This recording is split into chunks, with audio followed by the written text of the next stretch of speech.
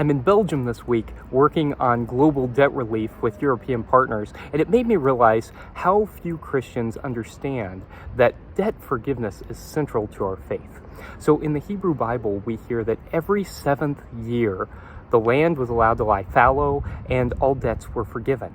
And then every seven years, every 49th or 50th year, there would be a great Sabbath where not only would the land be allowed to lie fallow and all debts would be forgiven, but land would be returned to its ancestral owners and all slaves would be set free. Can you imagine that?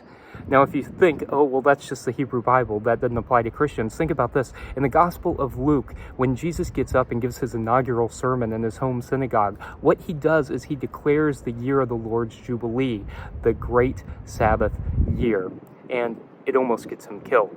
One of the most faithful things that we can do as Christians in the 21st century is to work for debt forgiveness, to limit payday lenders' interest rates. They are enslaving people with their interest rates, forgiving student loans, working to forgive the debt of the poorest countries in the world that then pass on those struggles to the people who live in the countries, and then thinking about the ways that debt allows the United States to act as a colonial power, particularly when we think about Puerto Rico and the ways that we treat it as a colony instead of treating the people who live there as U.S. citizens.